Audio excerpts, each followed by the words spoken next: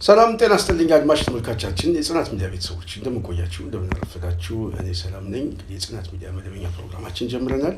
ጽናት ሚዲያን የምትከታተሉ በሙሉ ጽናት እየተከታተላችሁ ሰብስክራይብ ማድረግ እንዳትረሱ፣ እንደዚሁም ላይክ፣ ሼር እያደረጋችሁ ሀሳቦቻችን ወደ ህዝብ እንድታስገቡልን በታላቅ አክብሮት እንጠይቃለን። በተለይ ሰሞኑን ጥሩ ሚዲያዋ እየተንቀሳቀሰች ነውና ሁላችንም እንግዲህ እያደመጥን ሀሳብ አስተያየት የምትሰጡበት ጥያቄም ካላችሁ ባስቀመጥነው አድራሻ በስልክ ቁጥርም ወይም በጽናት ሚዲያ ኢሜል መላክ ትችላላችሁ። ይህንን ካልኩኝ የጽናት ሚዲያ ቤተሰብ ዛሬ ወቅታዊ ጉዳይ አድርጌ ለመወያየት ያሰብኩት በተለይ ከህወሓት ጋር አሁን እየተሰማ ያለው የጦርነት ግጭት ከአብይ አገዛዝ ጋር እንደምታዎቹ ላይ በስፋት እንወያይበታለን። ዋነኛ ርዕሴ እሱ ብቻ ነው። ከዛ በፊት ግን መረጃ ትንሽ ላካፍላችሁ። አንዱ መረጃ በተለይ ኦነግን የሚመራው የጃልመሮ ከአገዛዙ ጋር ለድርድር መስማማቱ ተገልጿል። በተመሳሳይ በቀይ መስቀል ሄሊኮፕተር ወደ ኬንያ ወይ ወደ ታንዛኒያ እንደሄደ እየተሰማ ነው። እንግዲህ የእንድምታዎቹስ ምንድን ናቸው የሚለው በተወሰነ መልኩ በኋላ እንፈትሸዋለን። እንደ መረጃ ግን ይሄ ዘገባ ወጥቷል። ሁለተኛው ዘገባ የህወሓት አርሚ በተለይ ያው ሰሞኑን ከአገዛዙ ጋር እየተገባበት ያለው እሰጥ አገባ ወደዛ ሊሄድ እንደሚችል ግልጽ ነው። ብርሃኑ ጁላ ሰሞኑን ሲፎክር ነበረ በአይደገምም ፕሮግራም ላይ። እንድምታዎቹ ወደ ጦርነት የመሄድ አዝማሚያ እንደሆነ ግልጽ ነው።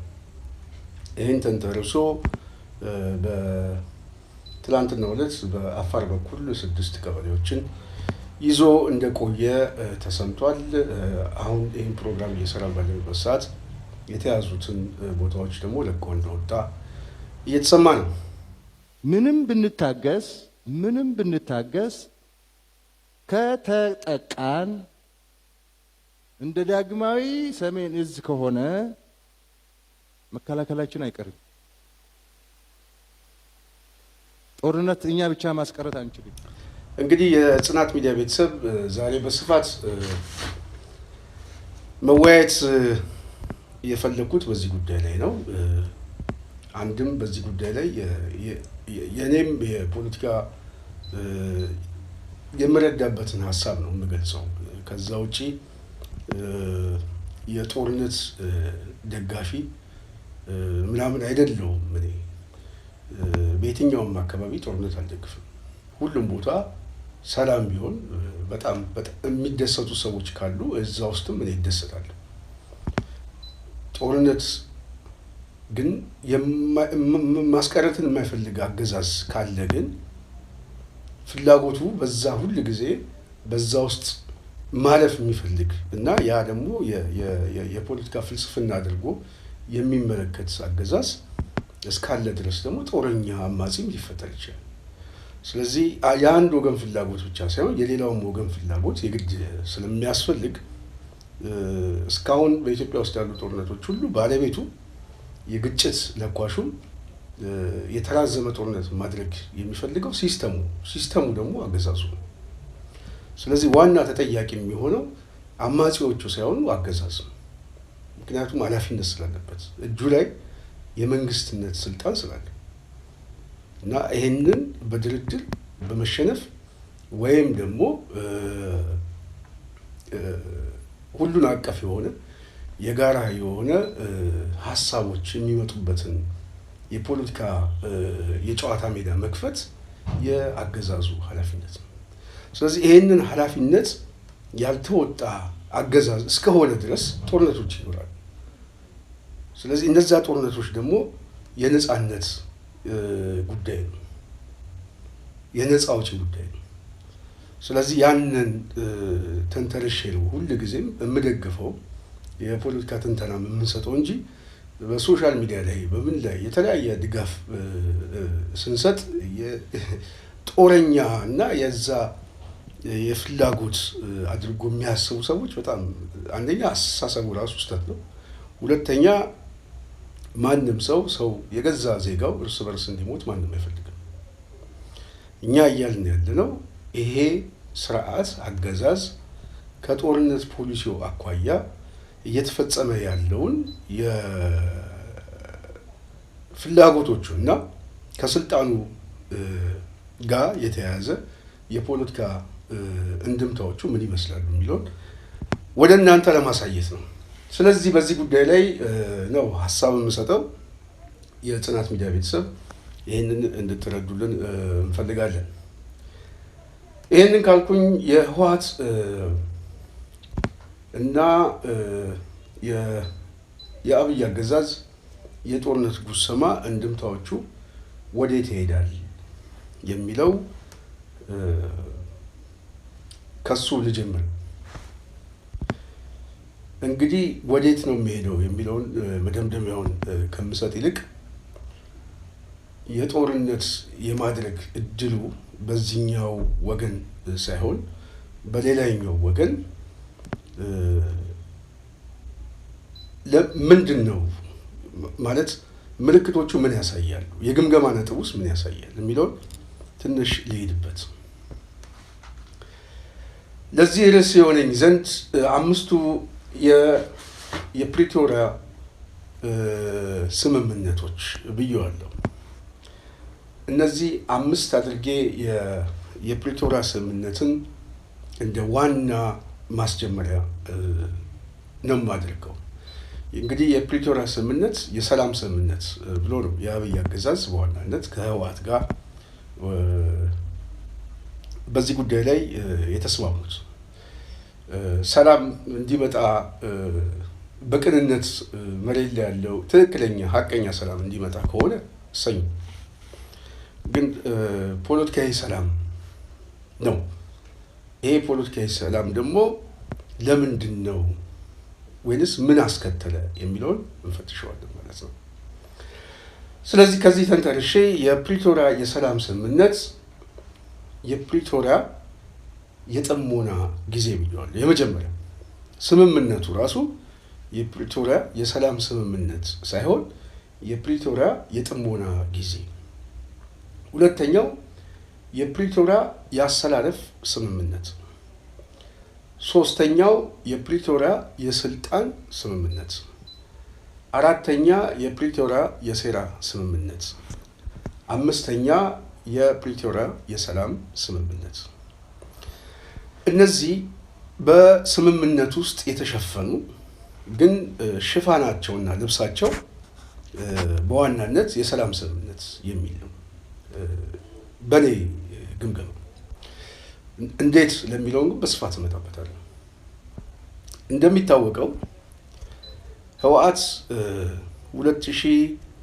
2012 አካባቢ በተለይ ከፌዴራል መንግስቱ ጋር ከአብይ አገዛዝ ጋር ወደ ጦርነት የመግባት እድሉ በጣም ሰፊ እንደነበረ ግልጽ ነው። በተለይ ከማዕከላዊ መንግስቱ ተነስቶ ትግራይ ላይ ከገባ በኋላ 2 ዓመቱን በአንጻራዊነት አቅሙን ሲያፈረጥም ያው የጦርነት ዝግጅት ሲያደርግ ነበር። ይሄ ዝግጅቱ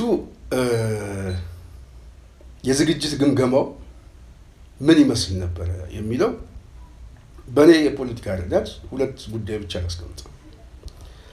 አንደኛው ሲስተሙን የያዘው የህወሓት ሲስተም ስለነበረ የአብይ አገዛዝ በዛን ሰዓት ማለት የመንግስት ቁመና የለውም። አጠቃላይ ሲስተሙን የሚቆጣጠርበት ማዕከላዊነቱን የጠበቀ የመንግስት ቁመና የለውም። ደካማ መንግስት ነው። ሁለተኛ የክልሎቹ በአብዛኛው በተለይ ይሄ ፌዴራሊስት ካምፑ አጠቃላይ ህወሓትን እንደ መንፈሳዊ አባት እንደ አሰባሳቢ ይመለከተኛል ብሎም ስለሚያስብ የክልሎችም ድጋፍ አገኛለሁ የሚል አለ። በሶስተኛ ጉዳይ የሰራዊቱ ነው። ሰራዊቱ ውስጥ ያለው በሙሉ አጠቃላይ ስትራክቸሩ እጄ ላይ ነው ያለው ስለዚህ በእጄ ላይ ያለው ሰራዊት ብጠቀም ከስርዓቱ መዳከም እና ሲስተሙ ደግሞ አጠቃላይ በህወሓት የበላይነትም የቆየ ስለሆነ በቀላሉ አፈርሰዋለሁ የሚል ግምገማ ነው። በአራተኛ ያው የዲፕሎማሲ አቅም አለው። የመንግስትን ቁመና ስለተጠቀመ ከፍተኛ የሆነ የዲፕሎማሲ አቅም አለው ነው። አምስተኛ የፋይናንሻል የገንዘብ አቅም ህወሓት አለው ነው። ስድስተኛ የተተኳሽ ስንቅና ትጥቅም በተመሳሳይ ያው ህወሓት ከፍተኛ የሆነ መሳሪያ እጁ ላይ ስላለ ይህንን አድቫንቴጅ ብጠቀም አገዛዙን በቀላሉ አንበረክከዋለሁ የሚል ነው። በሌላ በኩል ግን ህወሓት የሌለው አንደኛ የፖለቲካ ትርክት ሽንፈት ገጥሞታል። የፖለቲካ ቅብሉነት የለውም። የፖለቲካ ቅብሉነቱ አልገመገመም። ሁለተኛው ህወሓት በኢትዮጵያ ፖለቲካ ላይ አጌንስት ደግሞ ሲታገሉት የነበሩት የአንድነት ኃይሎችም የአማራ ኃይል የፖለቲካ አረዳድና አስተሳሰቡ ምንድን ነው የሚል ግምገማ የለውም። እልህና ቁጭት ነው ያለው። ስለዚህ በእልህና በስሜት እጁ ላይ ያሉትን የኃይል ብልጫዎችን በመገምገም ወደ ጦርነት ብገባ በአጭር ጊዜ አሸንፈዋለሁ የሚል ግምገማ ነበራቸው። በአብይ በኩል ግን ይህንን ጦርነት የሚፈልገው ከራሱም ጥቅም አኳያ ነው፣ ከስልጣኑ ጥቅም አኳያ ነው። ዋና የጦርነቱ ማዕከል መሆን የሚፈልገው መጀመሪያ በአማራና በትግራይ በኩል ጦርነትን በመክፈት የአገላጋይነት ሚና መጠቀም ነው። ሁለቱን ህዝቦች ማድቀቅ ነው ዋነኛ ግብ የነበረው። ይሄ ሁኔታ ግን አልሳካ ስላለው ከህወሓት ጋር ወደ ጦርነት ብገባ አተርፍበታለሁ ያለው ከፖለቲካ ስልጣን ጥቅሞቹ ስሌት ነው። ለዚህ ደግሞ ጥሩ ማረጋገጫ ታዬ ደንዳ የተናገረው ቅርብ ጊዜ ማስታወስ ይቻላል። ከመታሰሩ በፊት በጨፌ አዳራሽ ውስጥ 2500 ሰዎች በተገኙበት ሆም ብለን ነው ጦርነቱን እንዲጀመር ያደረግነው ብሏል። ምክንያቱንም ገልጿል። የስልጣን የበላይነቱን ለመጠቀም ይሄ ጦርነት ያስፈልገን ነበር። ስለዚህ ጦርነቱ አብይም ይፈልገዋል፣ ያንን ጦርነት ህወሓትም ይፈልገዋል፣ ጦርነቱን ደግሞ የአንድነት ኃይሉም ይፈልገዋል። ስለዚህ ጦርነቱ የሶስቱም ኃይሎች ፍላጎት ነበር። የሶስቱም ኃይሎች ፍላጎት ደግሞ ከየራሳቸው የጥቅም ትንተና የሚነሳ ነው። የፖለቲካ የኃይል አስተላለፍ ትንተና የሚነሳ ነው። ስለዚህ 2013 ላይ የነበረው 2012 ላይ የነበረው ጦርነት የአብይ ፍላጎትም ነው፣ ተከታዮቹም ፍላጎታቸው ነው፣ የህወሓትም ፍላጎት ነው።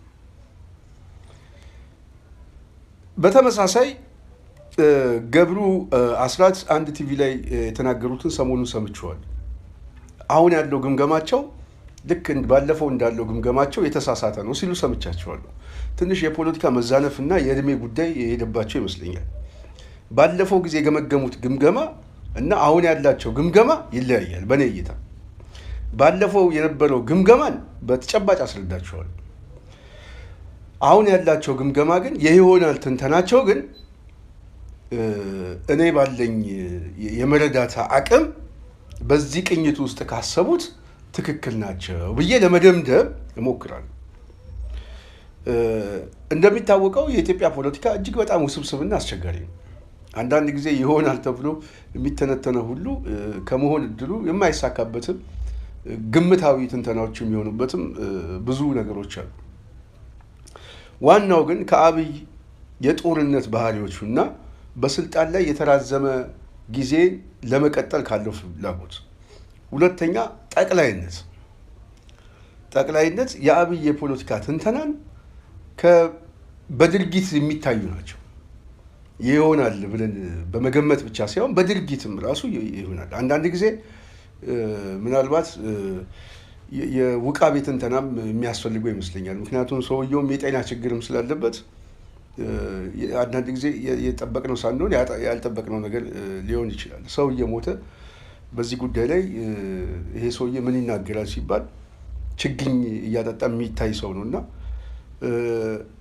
እነዚህ ነገሮችን ከግምትም ማስገብተን ግን በኢትዮጵያ ፖለቲካ ላይ ሊሆን ይችላል ብለን የሚከሰቱ ነገሮች ግን በአብዛኛው እየተከሰቱ ናቸው።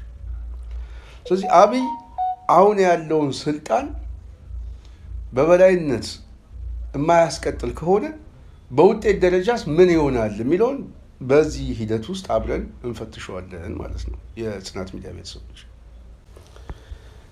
ስለዚህ የመጀመሪያው ግምገማቸው ላይ እነሱ ከገመገሙት ውጪ አጌንስቱ ነው ጦርነቱ። ምክንያቱም የፖለቲካ ትርክቱ ህወሓት በከፍተኛ ደረጃ ገንግኖ በህዝብ ውስጥ የተበዳይነት፣ የገፊነት አገሪቷን አጠቃላይ የገባችበት ቀውስ ህወሓትን የባለቤትነት ድርሻም ስለሚሰጠው ይሄ ደግሞ የኔ የፖለቲካ ረዳድም በትክክልም ነው። እዚህ ጉዳይ ላይ በኋላ እመጣበታለሁ። ስለሆነ ያ አስተሳሰብ እስከ መጨረሻው ድረስ ስላልተቀበለው የጥፋተኝነትም ስሜት የለኝም ብሎ ስለሚያምን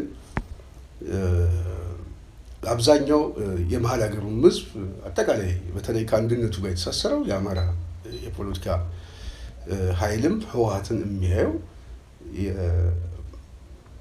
አንቲ ነው። ያው የፖለቲካ አስተሳሰብ ማለት ነው። ህወሓትን በተመሳሳይ እነዚህን ኃይሎች የሚያያቸው አንቲ ነው፣ አጌንስት ነው፣ በተቃራኒ ነው የሚያያቸው። የጠላት ካታጎሪ ነው የሚያደርገው። ስለዚህ በዚህ አሰላለፍ ውስጥ ሆኖ ይሄ አገዛዙን ገና እርጥብ ነው፣ ብዙም የደራጃ አቅም ስለሌለው በቀላሉ መተዋለሁ የሚል እሳቤ ስለነበረው ወደ ጦርነቱ እንዲገባ ምክንያቱ ብዬ አስባለሁ። ይሄ የግምገማው ነጥብ በውጤት ደረጃ ሲመዘን ጌታቸው ረዳም ጻድቃንም በደጋጋሚ ጊዜ የመግለጫ ሲሰጡ ግልጽ ነው። በ3 ቀን እንጨርሰዋለን፣ አዲስ አበባ እንገባለን፣ የሽግግር መንግስት እያቋቋምን ነው ምናምን የሚለው የፖለቲካ ትርክት ቀላል አልነበረም። እሱ ብቻ ሳይሆን ዓለም አቀፉ ማህበረሰብም ያው ከፍተኛ ግምት አለው። ከዚህ በፊትም ያለው የጦረኝነት ልምድ በቀላሉ ስርዓቱን ደግሞ እጁ ላይ የቆየ ስለሆነ ያፈርሰዋል የሚል ግምት አላቸው። ይህን ግምት ግን እንዲበላሽ ያደረገባቸው 2 ምክንያት ነው። አንደኛው ከአንድነት ኃይሉና ከአማራ ኃይሎች ጋር ያላቸው ሁኔታ፣ ሁለተኛ የፖለቲካ ትርክታቸው። የፖለቲካ ናሬቲቭ የሚሆነው የቅስቀሳ ማዕከሉ፣ የፕሮፓጋንዳ ማዕከሉ ከተስፋው ይልቅ ዛቻው ነው፣ ከአንድነቱ ይልቅ ተነጣይነት ነው። ስለዚህ የአንድነት ኃይሉ ልንፈርስ ነው ብሎ በስጋት ያየዋል። የፕሮፓጋንዳ ቅስቀሳው በተመሳሳይ ከማዕከላዊ መንግስቱ የገፉኝን ኃይሎች ሂሳብ ስለማወራረድ ጠብቁኝ አይነት ነገር ስለሆነ አብዛኛው ህዝብ የሚደርስብኝ አደጋ የከፋ ነው፣ ስለዚህ ህወሓትን መመከት አለብኝ የሚል አስተሳሰብ ይዘው ነው። ሁለተኛና ህወሓቶችም ያልገመገሙት ግን የፌዴራሊስት ኃይሎቹ አሁን ያላቸውን ነፃነት እኔ ነኝ ያጎናጸፍኩት ህገ መንግስቱ ምናምን ብሎ የሚያስበው መታወያ አለ። እነዚህ ኃይሎች ደግሞ ይደግፉኛል ብሎ ነው ያሰበው። ግን እነዚህ ኃይሎች ከማዕከላዊ መንግስቱ ጋር ተባብረው ያው ሰውም ስንቅም ከብትም በመንዳት የጦርነቱ አካል ሆኖ ሁሉም ተሳትፏል። ስለዚህ ህወሓት ፈጠርኩት ያለው የፖለቲካ አስተሳሰብ ፌል አድርጎበታል። እንደዚሁም ደግሞ የጠላትነት ካቴጎሪ ውስጥ ከቷቸው ሂሳብ ታወራርዳላችሁ የሚለው ፖለቲካም በመጨረሻ ደረጃ እንዲመከቱ ነው። በሶስተኛ ደረጃ ከአንድነት ኃይሉም ጋር እንደ ስጋት መምጣቱ መነጠል ነው። እኛ መንግስት መሆን አንፈልግም፣ አዲስ አበባን ሰጠን ነው የምንወጣው ምናምን የሚለው ተረክቶ በራሱ የፖለቲካ ብልጫ እንዲወሰድባቸው ሆኗል። ይሄ ደግሞ ጦርነቱ የበለጠ እንዲከብዳቸው እድል ፈጥሯል። ስለዚህ በእኔ ግምገማ የመጀመሪያው ግምገማቸው ስህተት ነበር። የተሳሳቱበት ስህተት ከራሳቸው አቅም ነው የተነሱት እንጂ እነሱ ከሌላቸው አቅም ግን አልተነሱም። ምንድን ነው የሌለን አቅም? የፖለቲካ ቅቡልነታችን ምንድን ነው? ህዝቡ ምን ያስባል ምናምን። አሁን ለምሳሌ አሁን ባለበት ሁኔታ የህወሓት ጦርነት ያኔ የነበረው አሁን ቢሆን አደገኛ ይሆን ነበር።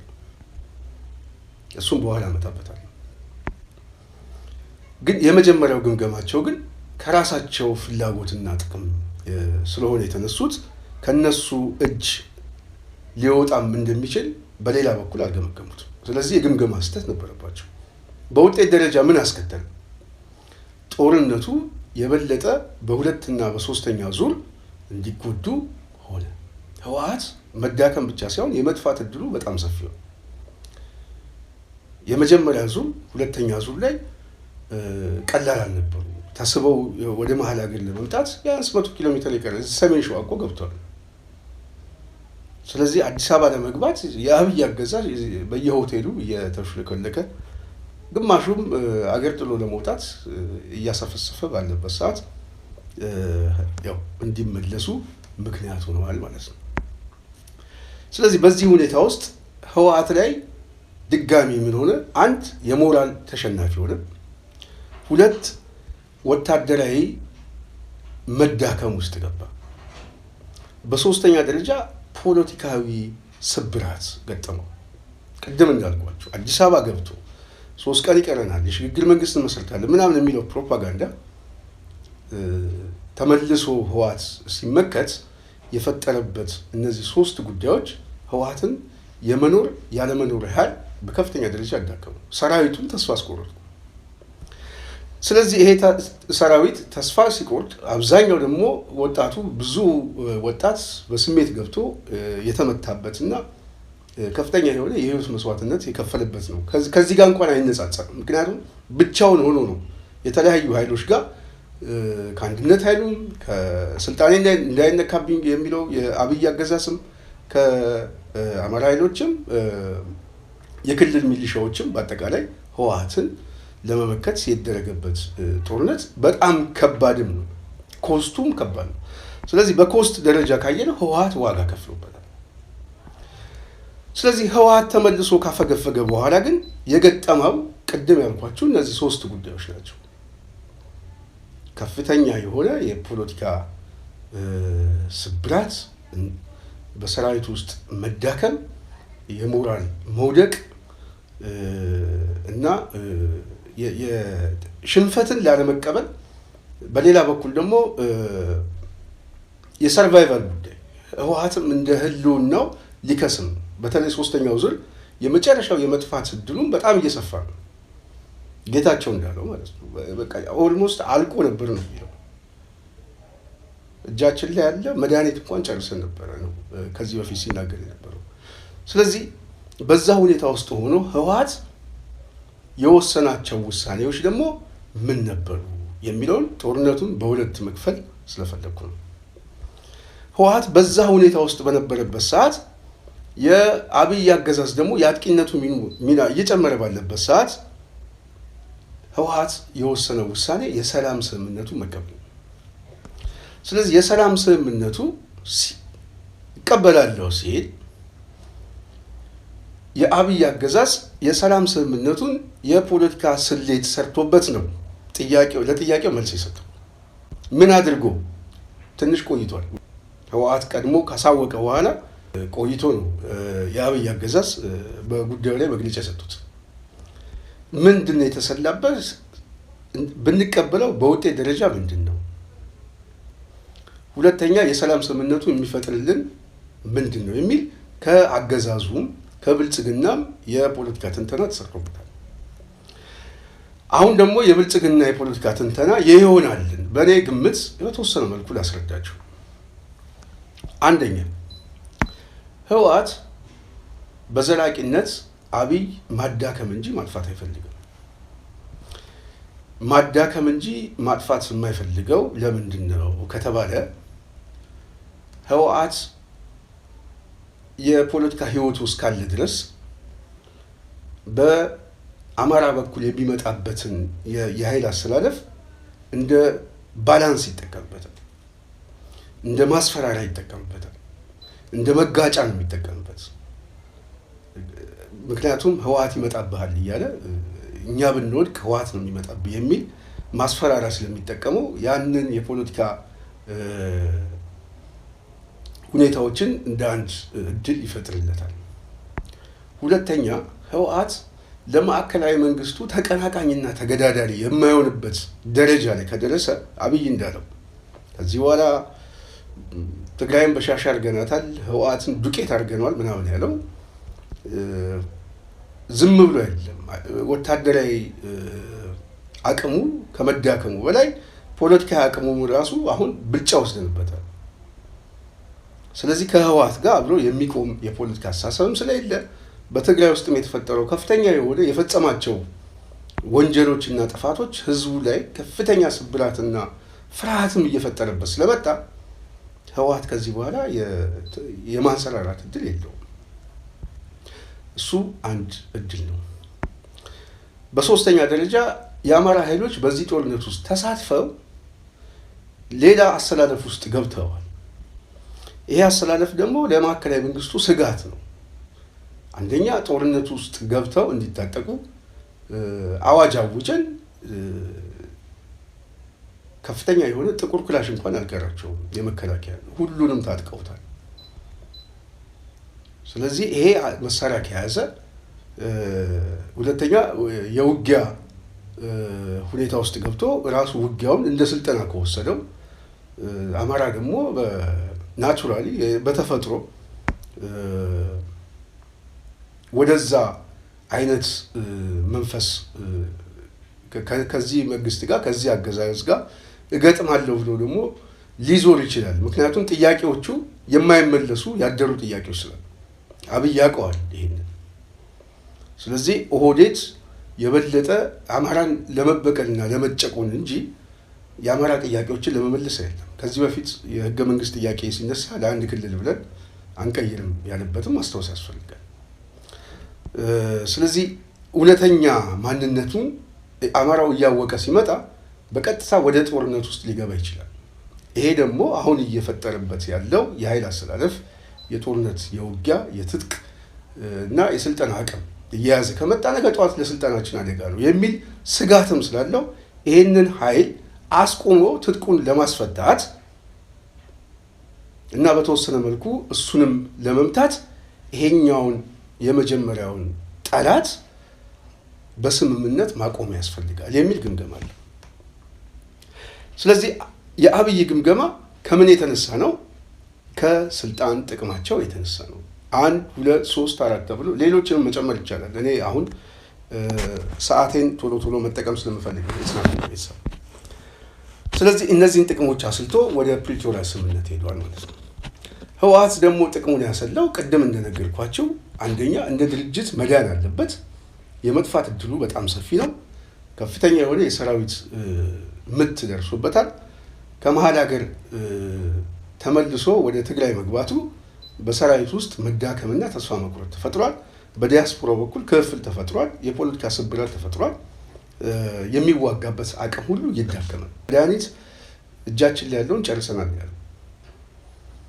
ስለዚህ ያለው ብቸኛ ምርጫ ራሱን ሰርቫይቭ ለማድረግ ይሄንን እድል መጠቀም አንድ ታክቲክ ነው። የአብይ አገዛዝም ይሄንን እድል መጠቀም ሌሎችን ለማጥቃትና ለመምታት ይሄንን መጠቀም አንድ ቻንስ ነው።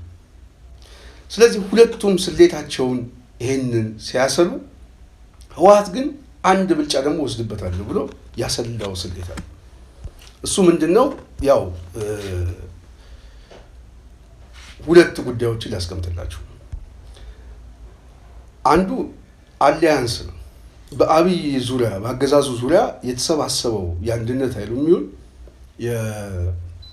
የአማራ ኃይሎችን እንደዚሁም ደግሞ የሻዕቢያ መንግስት ያው አብይ አህመድ ምስጋና አቅርቦለታል። ገብቶ የተፈጸመው ማንም የሚያውቅ ስለሆነ ማለት ነው። ለማንኛውም አድነውት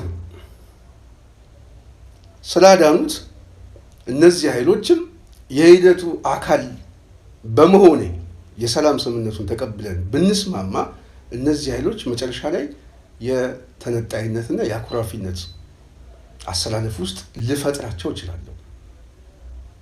ከጥቅም አኳያ ነው ነገራቸውን የምተነትነው።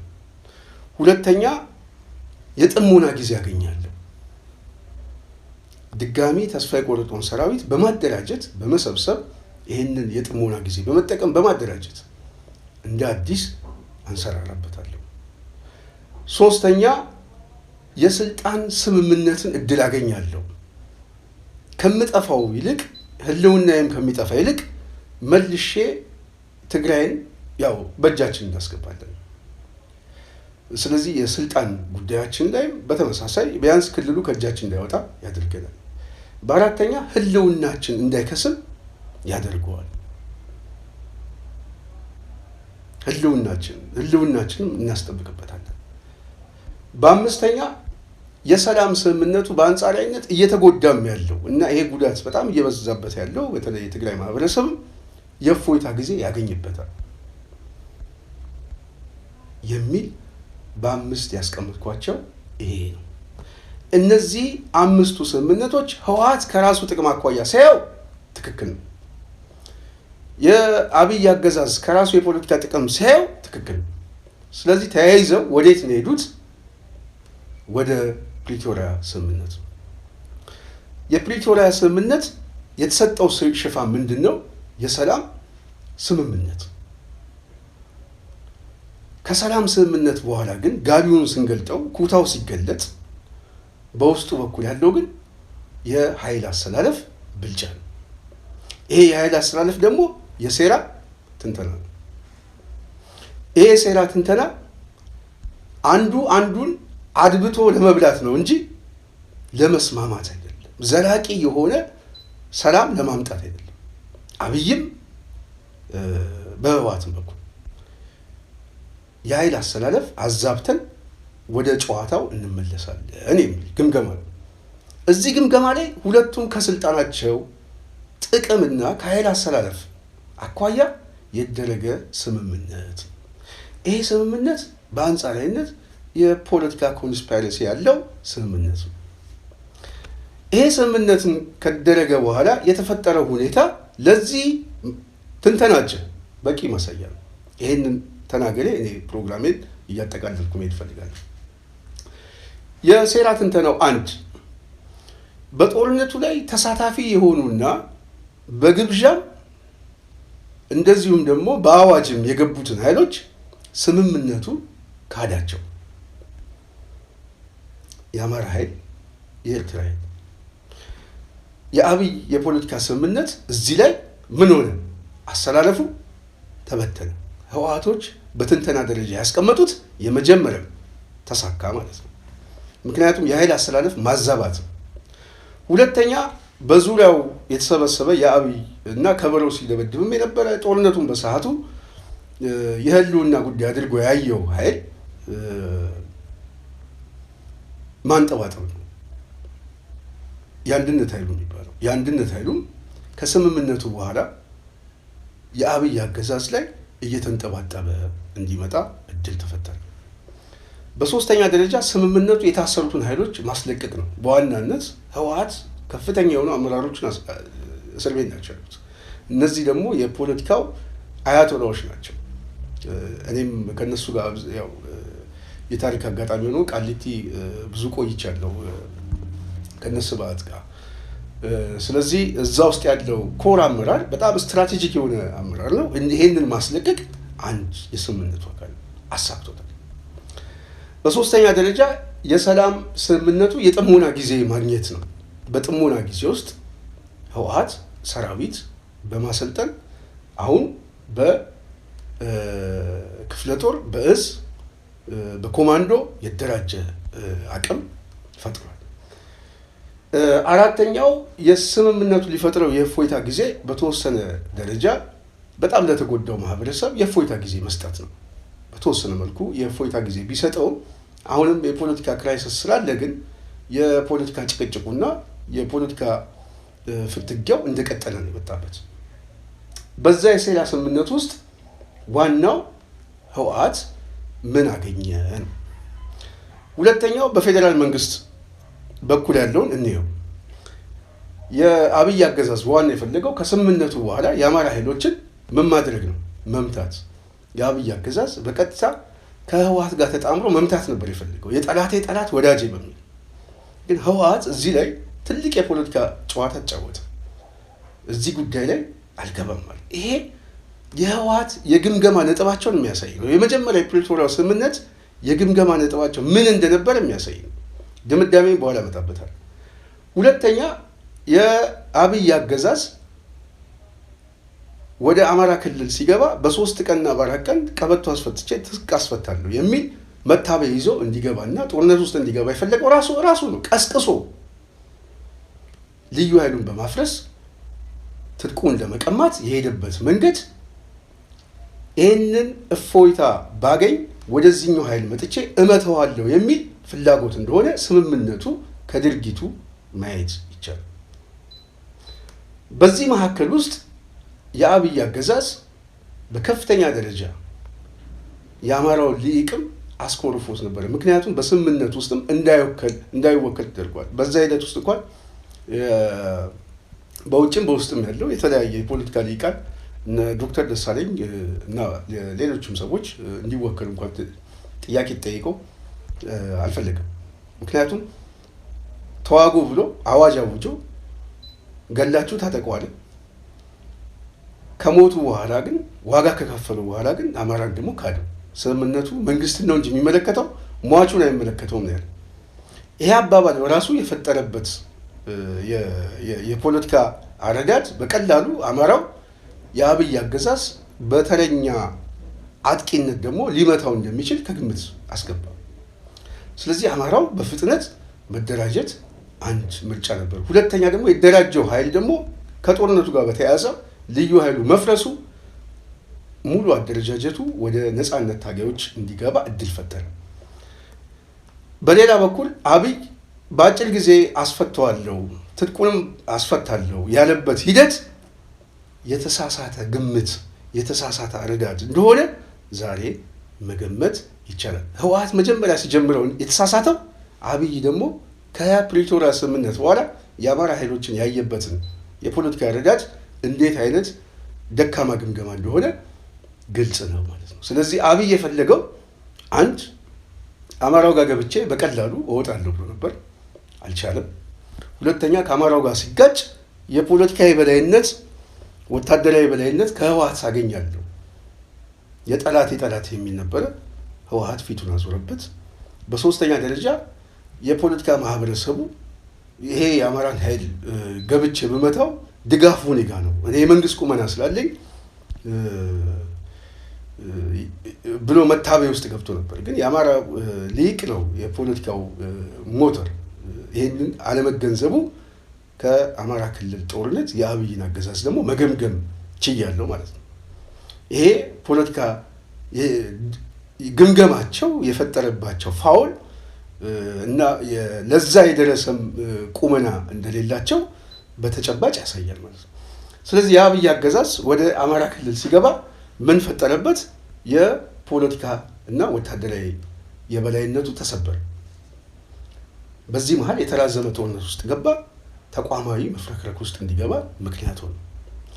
ከአማራ ኃይሎች ጋር ደግሞ አብይ የተራዘመ ጦርነት ውስጥ ሲገባ ተቋማዊ መዳከም ብቻ ሳይሆን እየተፈጠረ ያለው ህወሓት ደግሞ የጥሞና ጊዜውን ተጠቅሞ መደራጀት ያዘ። ቀደም አምስቱ ያልኳቸው ይሄ በጥሞና ጊዜ ውስጥ ራሱን በማደራጀት እድል አገኘ።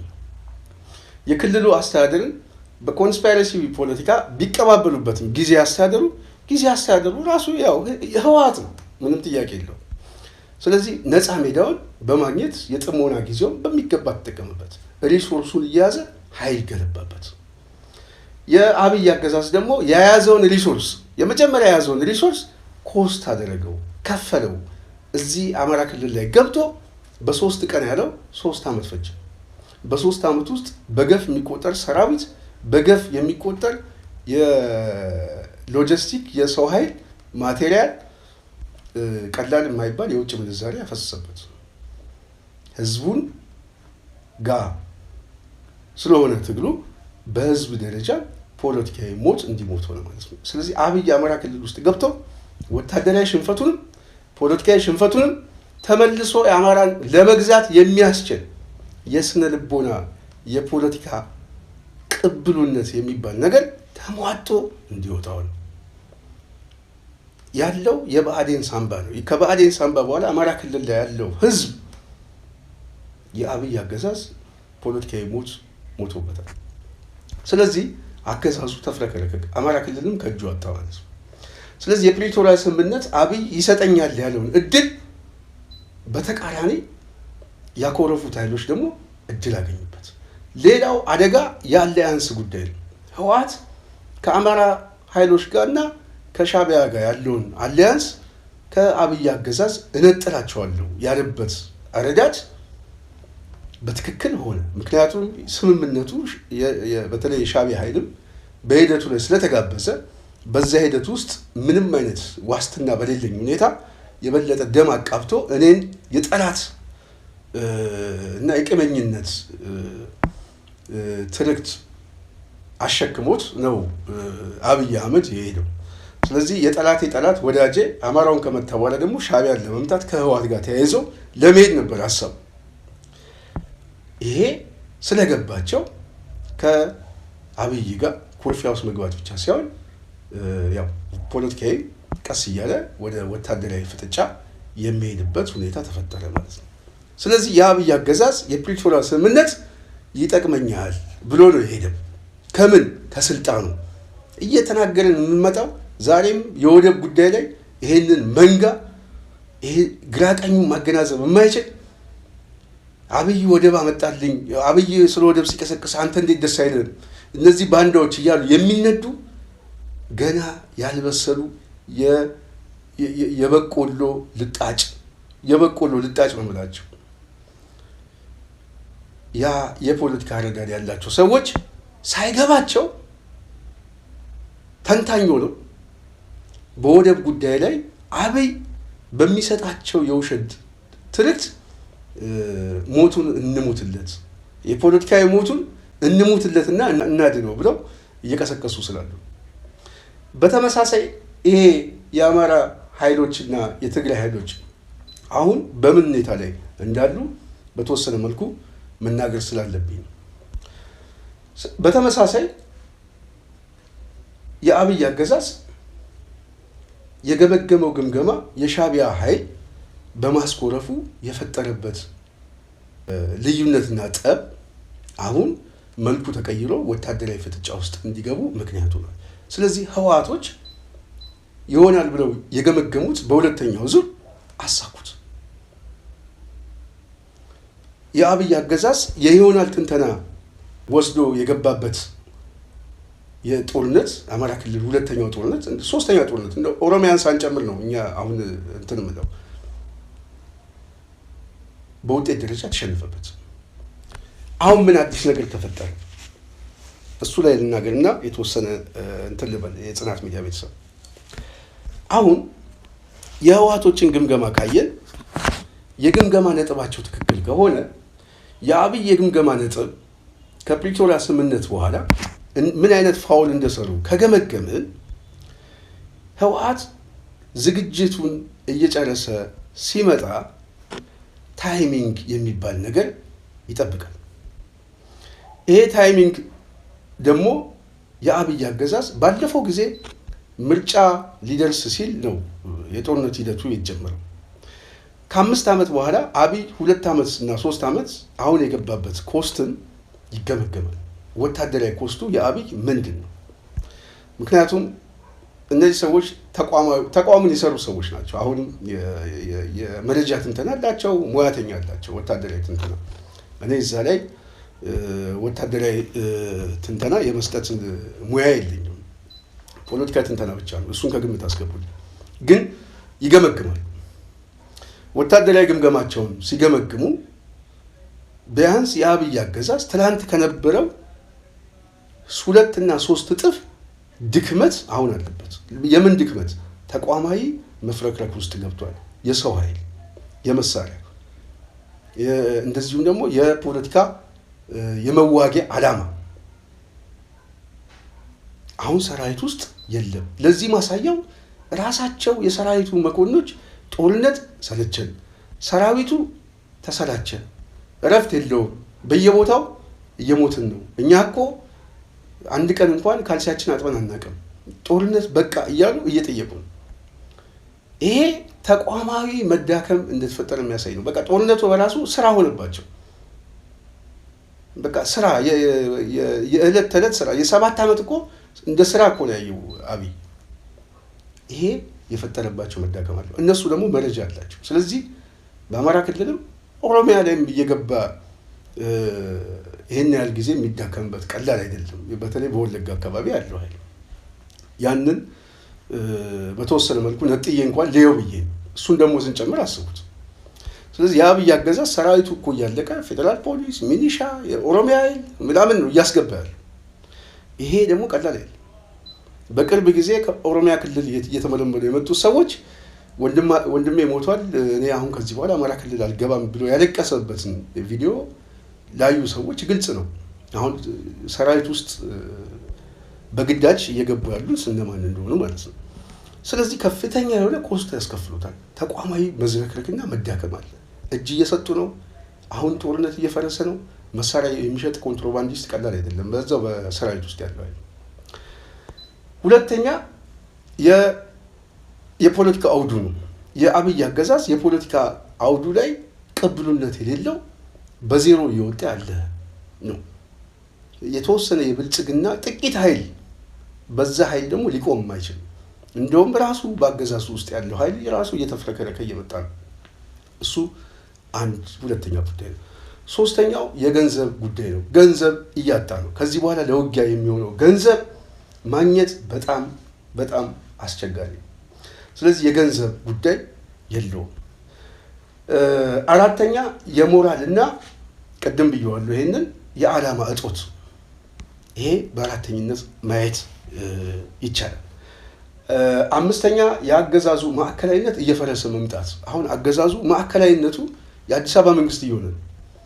ክልሎችን እንኳን ማሳደር አልቻለም። እንደ ተቋም እንኳን ክልሎች ላይ ያሉትን የጸጥታ ሁኔታ እየጠበቀ እንኳን አይደለም። አሁን በኦርቶዶክስ ተዋሕዶ ቤተክርስቲያን አማኞች ላይ በደጋጋሚ እየተፈጸመ ያለው ማየት ይቻላል። እንደ መንግስት ክልሎች ላይ እንኳን ያለውን ጥበቃ መቆጣጠር አልቻለም። ይሄንን ሆን ተብሎ ነው ሆን ተብሎ አይደለም የሚለው ያው ስለምናውቀው ማለት ነው። እኔ ግን አሁን አጠቃላይ ስቴቱን ስንፈትሸው ግን የመፍረስ አደጋው ግልጽ ነው ማለት ነው። በተለያየ አካባቢ የምናየው አሁን ለምሳሌ ኦሮሚያ ላይ በከፊል ሌላ ኃይሎች ላይ ነው ያለው፣ የታጣቂ ኃይሎች ላይ። አማራ ክልል አብዛኛው የስልጠና ቦታና አብዛኛው የሰራዊቱ ቦታ ያው በነፃነት ኃይሎች በአማራ ፋኖች የተያዘ ነው። ትግራይ እንደምታውቀው ነው። ስለዚህ ማዕከላዊ መንግስቱ እየጠበበ የእንጦጦ መንግስት ወደ መሆን መጥቷል።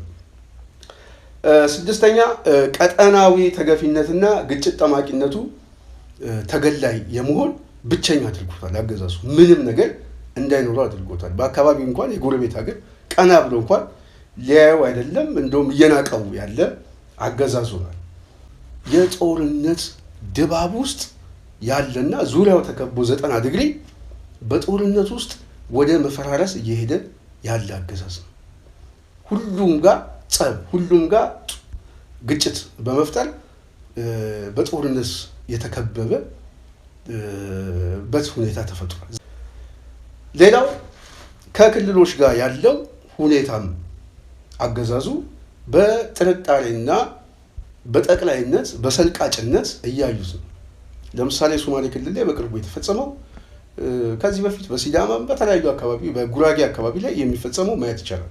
ስለዚህ ቤኒሻንጉል ላይ አካባቢ ያለውን ጠቅላይነት፣ አዲስ አበባ ላይ ያለውን ጠቅላይነት፣ ጉራጌ አካባቢ ያለውን ጠቅላይነት፣ በሲዳማና በሶማሌ በኩል ያለው ጠቅላይነት በክልሎች ውስጥም ይሄ አገዛዝ እየቆየ ሲመጣ ይውጠናል የሚል ስጋት ውስጥ ስለገቡ መነጠል እንደ አንድ ሁኔታ እድል ይፈጥርላቸዋል። ስለዚህ እነዚህ ኃይሎች የሚፈጥሩባት የፖለቲካ አስተሳሰብ ምቹ ሁኔታ ተፈጥሯል ማለት ነው። ለማን? ለጥሞና ጊዜ የወሰደው የህወሓት ኃይል። ስለዚህ በማህበረሰብ ውስጥ ደግሞ የተፈጠረውን በተወሰነ መልኩ አለፍ ብዬ ትንሽ ልናገር። አንዱ የህዝቡ መሰላቸት ነው። የህዝቡ መሰላቸት እና የሰላም እጦት በከፍተኛ ደረጃ አገዛዙ እንዲተፋ ሆነ። ሌላው ዘር ተኮር ጭፍጨፋና ሃይማኖት ተኮር የሆነ ግድያ አገዛዙ የበለጠ እንዲጠላ እንደውም በህወሓት ጊዜ እያለ ሰው የጠላቴ ጠላት ይሄ ክፉ ነገርም ቢሆን ምርጫ የክፉ ምርጫ ወደ ማወዳደር እየገባ ነው። የኑሮ ውድነት፣ የጦርነት፣ የሰላም እጦት፣ እገታ በአጠቃላይ በማህበረሰብ ውስጥ እየተፈጠረ ያለው ያልተረጋጋ ቀውስ ምቹ ሁኔታ ነው። በህወሓት ያለው የፖለቲካ አመለካከት ከጊዜ ወደ ጊዜ ከባለፈው ጦርነት ይልቅ የህወሓትን የፖለቲካ አስተሳሰብ የማይቀበለው ኃይል እንኳን በዝምታ ነገሩን የሚያልፍበት ሁኔታ የተወሰነ የፖለቲካ ለውጦች እንዳሉ የሚያሳይ። አምስተኛ አገዛዙ የፈጠረው የሰሜን ትርክቶች ሰሜናዊ የሚል አብሮ የመምጣት በተለይ ብሔርና ሃይማኖት ተኮር የሆነ ጥቃት፣ እስራት፣ ግድያ፣ ዘረፋ፣ ውንብድና ስርዓታዊ መዋቅራዊ መሆኑ ከአገዛዙ ትርክቶች ጋር ተደምሮ ሰሜናዊ ትርክት እንደ ማሰባሰቢያ ህዝቡ እያየው ስለሆነ። ስድስተኛ የጨቋኝ ቅድም እንዳልኩት የጨቋኝ አንጻራዊ ምርጫ ምልከታም ህዝቡ በተወሰነ መልኩ ብዥታ ውስጥ ይሄ በጣም ስላቆሰለው እዛ ውስጥም እየገባ ስለሆነ።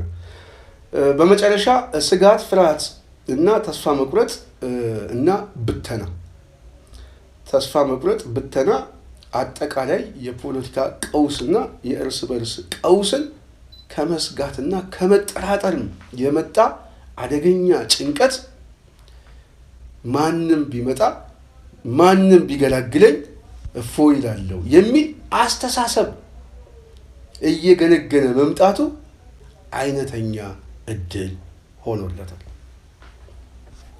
እኔ አሁን ፖለቲካ ግምገማን ነው የምነግራችሁ። ይሄ አይነተኛ ግምገማ አንደኛ ቅድም እንዳልኳችሁ ደጋግሜ እንዳልመጣበት ነው አገዛዙ የገባበት ቀውስ ፖለቲካዊና ወታደራዊ ቀውስ ገምግሜዋለሁ። እንደዚሁም ቀጠናዊ የሆነ ያለመረጋጋትና ቀውስ፣ ከዛ ውጪ በውስጥ በኩል ያለ ፖለቲካዊ ቀውስ፣ እንደዚሁም አገዛዙ ስርዓታዊ የሆነ መዋቅራዊ የሆነ ያለበት ከፍተኛ መዳከም ምቹ ጊዜ ሆኖለታል። የመጨረሻው ምቹ ጊዜ የአብይ አገዛዝ የምርጫ ተርም ላይ ደርሷል። የስልጣን ተርሙ እያለቀ ነው። በስልጣን ተርም ማለቂያው ላይ ከዚህ በኋላ ላስረዝም እንኳን ቢል ምርጫ ህወሓት መሳሪያ ካነሳ የሽግግር መንግስት መስርት ተብሎ እንዲገደድ ዓለም አቀፉ ማህበረሰብ ይበይንበታል። ምክንያቱም በምርጫ አንደኛ ምርጫ ማድረግ አይችልም፣ መንግስት መመስረት አልቻለም። ልክ እንደባለፈው እንደ 2013 ደግሞ ላስረዝም ቢል ደግሞ ዓለም አቀፉ ማህበረሰብም ተገላይ የሆነ ምናልባትም ዲፋክቶ የሆነ ስቴት ነው የሚፈጠረው እንጂ ቅብልነት ያለው ዩኤን የሚያውቀው ስብሰባ የሚቀመጥ የፌዴራል መንግስት አይመሰረትም። ደካማ መንግስት፣ የተበታተነ መንግስት ሆኖ ነው የሚቀመጠው። ስለዚህ የአብይ አማራጭ መንግስት ሆኖ የሚመሰረትበት የምርጫ አውድ የለም። ከፍተኛ የሆነ ፖለቲካዊ ቀውስ ተፈጥሯል። ወታደራዊ ቀውሱ ደግሞ እየሰፋ መጥቷል። ህወሓት ከተጨመረበት ቀጠናዊ ቀውስም ውስጣዊ ቀውሱም አደገኛ ይሆናል። ስለዚህ አገዛዙ ሳይወድ በግድ ሁለት ምርጫ አለው። አንደኛው ተሸንፎ ከስልጣን መውደቅ፣ ሁለተኛው የሽግግር መንግስት መመስረት። ከዚህ ውጪ ሌላ ምርጫ የለውም። ህወሓት ደግሞ ይሄንን እድል ከተጠቀመበት ይሄኛውን እድል የማሳካት እድሉ በጣም ሰፊ ነው ማለት ነው። እኔ አሁን ከጦርነት ፍለጋ አይደለም እኔ እየነገርኳቸው ያለሁት ፖለቲካሊ ሊሆን ይችላል የምለውን ትንተና። የመጨረሻው ህወሓት ቻንሱ ምንድን ነው ከተባለ ቅድም ተንትኘዋለሁ።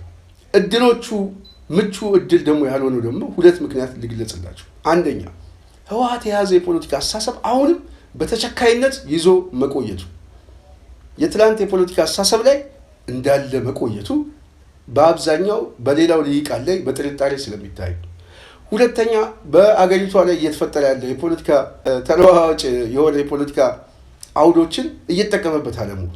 ለምሳሌ አሁን ሰሜናዊ ትርክትን ሌላው ነው የሚጠቀምበት እንጂ ህወሓት አይፈልገውም፣ ዝም ነው የሚለው። ሃይማኖታዊ ግጭቶች፣ እንደዚህ አይነት ግጭቶች ሲመጣ እነዚህ አይነት የፖለቲካ ሁኔታዎችን እንኳን ከዚህ በፊት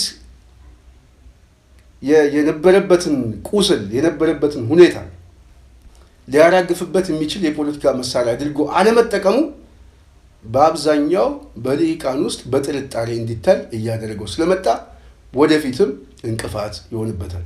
በሶስተኛና በአራተኛው ዋናው በተለይ አሁን ጥያቄው ምንድን ነው? በአንድነት ውስጥ መቀጠል ነው ወይንስ የሚፈልገውን የመሬት ጥያቄ ይዞ እኔም የቀበሌ መንግስት መሰርታለሁ ሊል ነው የሚል መንፈስ ነው። ግልጽ የሆነ አቋሙን አለማሳወቁ፣ ይሄ ከፍተኛ የሆነ የህወሓት ምናልባትም አሁን ከተበላሸበት የሚያበላሸው በራሱ እጅ ላይ። ሌላው በመጨረሻ ምናልባት ወደ ጦርነት እገባለሁ እንኳን ቢል መልሶ አሁንም ከአማራ ኃይሎች ጋር እና ከዚህ በፊት ያደሩ ያልተፈቱ ሁኔታዎች ጋር ሊፈቱ በማይችሉበት ሁኔታ ላይ የተለያዩ ነገሮችን መወሰን ባለመቻሉ ምናልባት ጦርነት ውስጥ እንኳን ቢገባ ከነዚህ ኃይሎች ጋር ወደ ግጭት እገባለሁ የሚል ከሆነ ነገሩን በግምገማ እጦት ሊያበላሸው ይችላል የሚል የኔ ግምገማ ነው። የአብይ አገዛዝ ግን የተረፈችው እድል አንድ ነች። እሱ ምንድነው? የሰላም ጉዳይ። ከጎንደር ጎርጎራ ለመሄድ ጎንደሬዎች በወታደር ተጠብቀው እንዴት ልማት ሊሰራ ይችላል? ባዕድ ሳይሆን ባላገሮች፣ ባለቤቶች ከአንድ ሰፈር ተንቀሳቅሰው የሀገራቸውን ልማት ማየት ማገዝ እንዲችሉ ሰላም ያስፈልጋል። ስለዚህ አሁን የሰላም ጉዳይ አብይ የሚጠይቀው ምን አይነት ሰላም ነው? እኔ በስልጣን ላይ የምቀጥልበት ሰላም ስጡኝ። አማራ ላይ ያሉ የአማራ ኃይሎች ከአረጋ ከበደ ጋር ተስማምታችሁ ስሩ፣ እኔ ከጌታቸው ጋር ተስማምቼ እዚህ ልስራ፣ ህወሓቶችን በተመሳሳይ የሚል የሰላም መንገድ ነው የሚቀበለው። ይሄንን የሰላም መንገድ የአብይ አገዛዝ ሁሉንም ሰልቅጠን እኛ የበላይ ካልሆንን ምንድን ነው የሚለው? ስልጣን እለቃለሁ ሳይሆን እበትናቸዋለሁ። ስለዚህ አሁን የአብይ አገዛዝ ምን ሆኗል ማለት ነው? የብተናው ኃይል ሆኗል። ከዚህ በፊት ህወሓት የብተናው ኃይል ነው ተብሎ ነው ህዝቡ ወጥቶ ሲታገል የነበረው። አሁን ከዚህኛው የፕሪቶሪያ ስምምነት በኋላ ደግሞ የብተናው ኃይል ራሱ የማዕከላዊ መንግስቱ የአብይ አገዛዝ ራሱ ሆኗል። ስልጣን ላይ ያለው ኃይል ስልጣን ላይ ያለው ኃይል የሰላም እድል የሚሳካው እኛ በስልጣን ላይ በምንቀጥልበት የፖለቲካ አውድ ነው። እኛ ይሄንን ካልጠቀምን ግን እንበትናቸዋለን። ስንበትናችሁ ደግሞ ስልጣኑን ብንለቅም የምትመሩት ማዕከላዊ መንግስት የለም። አዲስ አበባን ይዘናል፣ ድሬዳዋ ይቀረናል፣ ጅጅጋ ይቀረናል፣ ወሎን ጠቅልለን እኛ ራሳችን አገር እንፈጥራለን የሚል አሁንም የእንስሳ ትንተናውን ቀጥሎበታል። ልክ አማራ ክልል ላይ የገባበትን ትንተና ነው አሁን ኦህዴድ የቀጠለው። ስለዚህ አብዛኛው አሁን በዚህ በወደብ ጥያቄ በምናምን የሚሸፍነው ምንድን ነው? ይሄንን የፖለቲካ ማደናገሪያ ለህዝቡ መስጠት ነው። በዚህ የወደብ ትርክትና ማደናገሪያ ህዝቡ ተታሎ የአብይን ስልጣን የሚያጸናበት አቋራጭ መንገድ ካገኘ እድል ያገኛል። እድል ካገኘ መንግስት ይመሰርታል። መንግስት ከመሰረተ በኋላ 5 ዓመት እድል አለው። ህወሓትንም የአማራ ኃይሎችንም በተራዘመ ጦርነት ማድቀቅ ነው የሚፈልገው ከሻዕቢያ ጋር የከፈለውን ከፍሎ ማለት ነው። ምክንያቱም ህዝብ ነው የሚሞተው። አሁን ግን የመጨረሻ አጣብቂኝና የምርጫ ሁኔታው እንዲሁም ደግሞ የስልጣኑ ተር ማለቂያ ጊዜ ላይ ስለሆነ ህወሓቶች ከተተናኮሱን አበቃልን የሚል ግምገማ ስላላቸው በከፍተኛ ፍርሃትና ጭንቀት ላይ ናቸው። ይሄ አንዱ ነው። ሁለተኛው የአማራ ኃይሎች ናቸው። የአማራ ኃይል የአማራ የህልውና ትግል ከየትኛውም ነገር ይበልጣል። ለአማራ ፖለቲካ ሊቃን አሁን የወደብ ጉዳይ ቄንጥ ነው። የቦሌ ልጅ ጥያቄ፣ የአማራ ህዝብ ጥያቄ በህይወት የመኖር ጥያቄ ነው፣ የወደብ ጥያቄ አይደለም። ወደብ እንኳን ቢመጣ አማራ የማይኖርበት ወደብ ምንም አያደርገውም፣ ጎርፍ ነው የሚሆንበት። ስለዚህ የአማራ ጥያቄ የአሰብ ጥያቄ አይደለም፣ የአዲስ አበባ ጥያቄ ነው። የአማራ ህዝብ ጥያቄ የርስቶቹን የማስመለስ ጥያቄ ነው። የአማራ ህዝብ ጥያቄ የፖለቲካ ውክልናውን ጥያቄ ነው። የአማራ ህዝብ ጥያቄ በሀገረ መንግስት ውስጥ እንደ አንድ ባለቤት ተቆጥሮ ውክልናውን በወርዱና በቁመቱ ልክ የፖለቲካ ውክልና የሚያገኝበት ጥያቄ ነው። የሰላም ጥያቄ፣ የእኩልነት ጥያቄ ነው። ይሄ ጥያቄ የህልውና አደጋ ስለሆነበት ነው ትግል ውስጥ የገባው። ስለዚህ ህልውናውን የሚያስቀጥል እስከሆነ ድረስ ከማንም ጋር ህልውናውን በሚያስቀጥል መልኩ መተባበርና መታገል ይችላል። ይችላልን ብቻ ሳይሆን ፖለቲካዊ ብያኔም ነው። ዝም ብለህ እንዳትደናገር። ይሄ ፖለቲካዊ ብያኔ ግን ከተነሳበት ኮስት ነው፣ ከተነሳበት ዓላማ ነው የምትመዝነው። የተነሳበትን ዓላማ የሚቀበልና የሚያምን እስካለ ድረስ ችግር የለውም። የተነሳበትን ዓላማ ግን የማይቀበል ከሆነና በጥርጣሬና በማይታወቅ ማደናገሪያ ከተሸፈነ አደጋም አለ። አደጋ ካለው አደጋውን መቀነስ የሚቻለው በኃይል ብልጫ ነው። የኃይል ብልጫ ማለት የአቅም ብልጫ ማለት ነው። ስለዚህ ወታደራዊና ፖለቲካዊ አቅምን መጨመር አለብን። ወታደራዊና ፖለቲካዊ አቅምን የምትጨምረው በተቋም እና በወታደራዊ አሰላለፍ በድርጅት ብያኔ ነው። ስለዚህ አማራ ማድረግ ያለበት ምንድን ነው? አሰላለፍ እየተቀየረ ነው። ይህ አሰላለፍ ቀጠናዊ መልክ እየያዘ ነው። ይህ አሰላለፍ የስርዓት ለውጥ ብቻ ሳይሆን አሸናፊው ኃይል ራሱ ባልታሰበ ሁኔታ ቀድሞ ሊመጣ የሚችልበት እድል እየሰፋ ነው። ስለዚህ ምን ማድረግ አለበት? አንድ ወጥ አማራ ድርጅት ፖለቲካዊ ብያኔ መበየን አለበት። ይሄንን እኔ ደጋግሜ ተናግሬያለሁ። በዚህ ሰዓት ግን ተገደው ወደዛ ካልገቡ ከዚህ በፊት እንደምለው ያው አማራ እንደፈረደበት ለ30 እና ለ40 ዓመት ያው ፖለቲካ መሪም ስለሌለው ሊቅ ስለሌለው አሁንም የብአዴን ታሪክ ውስጥ እና የኢዴን ታሪክ ውስጥ ገብተን እያለቀሰ እንዲኖር እድል መስጠት ማለት ይሄ ከድንቁርና የመጣ ነው። ከዚህ በኋላ አማራ መስበር ነው፣ እንዳይነሳ ነው የምታደርጉት፣ እንዳይነሳ ማለት ነው። ስለዚህ ወደ ሳይሆን በግድ ሁልህም ተሰባስበ ድርጅት መመስረት ነው። አንድ ድርጅት ትፈጥራለህ፣ መሪ ትፈጥራለህ፣ የድርጅት አመራር ትበይናለህ። የአማራ ድርጅት ተፈጠረ፣ መሪያችን ይሄ ነው፣ ወታደራዊ አመራሩ፣ ፖለቲካዊ አመራሩ ይሄ ነው፣ አይበቅ። ሁለተኛ አቅምህን በድርጅት መጠርነፍ ነው። ወታደራዊ አቅምህን በሁሉም እዝ ያለውን መሰብሰብ ነው። የኃይል ብልጫ መያዝ ማለት ይሄ ነው። ይሄን ስትይዝ የሚያሸንፈው ኃይል ከአንተ ጋር ተገዳዳሪ ኃይል እስካለው ድረስ በድልድልና ሰጥቶ በመቀበል ያምናል። ተጨፍልቃ አትሄድም። ይህንን ማድረግ የአማራ ኃይሎች ግዴታ ነው ብዬ ነው የማስበው። የጽናት ሚዲያ ቤተሰብ በዋናነት ይህንን በስፋት የመጣሁበት የፖለቲካ ሁኔታው ምን ይመስላል የሚለው ነው። የአብይ አገዛዝ ከፍተኛ ቅርቃር ውስጥ ገብቷል። የፕሪቶሪያ ስምምነት፣ 5ቱ ስምምነት ያልኩት የጥሞና ጊዜ፣ የሰላም ስምምነት፣ የአሰላለፍ ስምምነት፣ የስልጣን ስምምነት፣ የሴራ ስምምነት፣ 5ቱ ስምምነት በሰላም ስም የተሸፈነ ያልኩት ከዚህ ነው። በስፋት ነው የተወያየ ነው። የጽናት ሚዲያ ቤተሰብ እንግዲህ ይህንን ያመጣት በዋናነት ህወሓት አሁን በምን ሁኔታ ይገኛል? የጦርነት ጉሰማ ስላለ በዚህም በዛም አብይ ያመጣው የጦርነት ጉሰማ ነው። አብይ በከፍተኛ ጭንቀት ውስጥ ነው ያሉት።